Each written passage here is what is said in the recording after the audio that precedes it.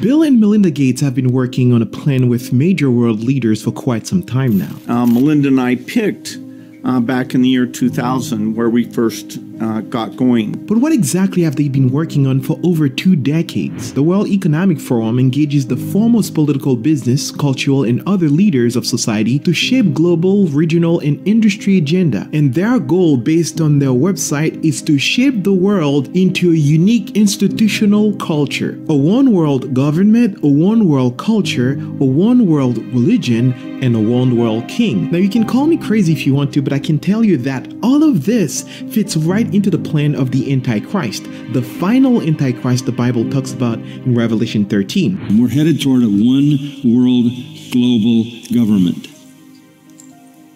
with one massive, monstrous leader. Listen very carefully to what the president of the World Economic Forum had to say about their goal and the prospects for the world. Let's also be clear. The future is not just happening.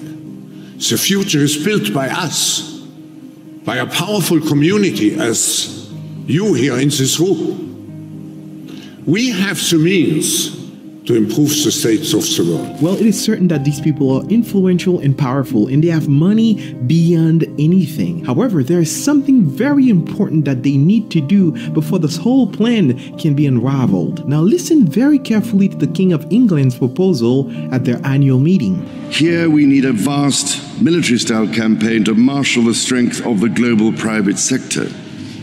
With trillions at his disposal, far beyond global GDP, and with the greatest respect, beyond even the governments of the world's leaders, it offers the only real prospect of achieving fundamental economic transition. Just in case you think that you might be protected under some constitutional law, some amendment, the truth of the matter is all of that can be thrown to the side if it presents a problem for these world leaders. It was exactly what happened in 2020. The Constitution of the United States, or any country for that matter, does not protect anyone against the schemes of the devil and those whom he's puppeteered to work out his plan. Our careful, and I mean careful, attention to building and sustaining the liberal international world order, with the United States and Europe at its core, was the bedrock of the success the world enjoyed in the second half of the 20th century. That is exactly why the Bible says in Psalm 118, it is better to take refuge in the Lord than to trust in people. It is better to take refuge in the Lord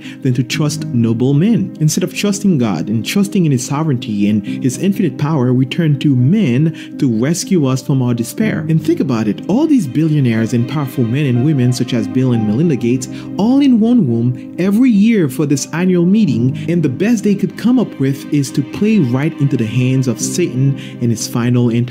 The Bible says the heart of man is deceitful above all things and beyond cure.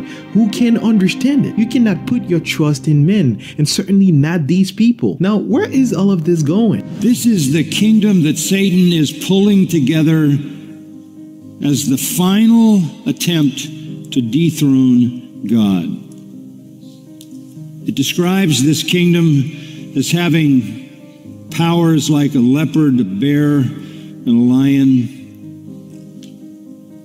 And what we find here is this monster is none other than the final Antichrist. Even now, John says there are many Antichrists. This is the final one.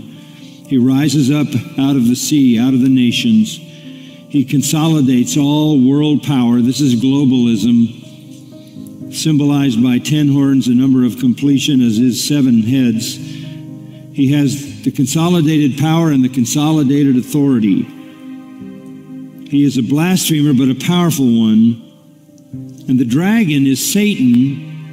And the dragon gave the Antichrist in John's vision his power, his throne, and his great authority. In the book of Revelation, specifically in Revelation chapter 13, we can see that those powerful people who think that they own the planet are operating exactly as the Bible says. Revelation chapter 13 says, "It was also given to him to make war with the saints and to overcome them, and authority was given to him over every tribe, people, language, and nation. All who live on the earth will worship him, everyone whose name has not been written since the foundation of the world in the book of life of the Lamb who has been slaughtered."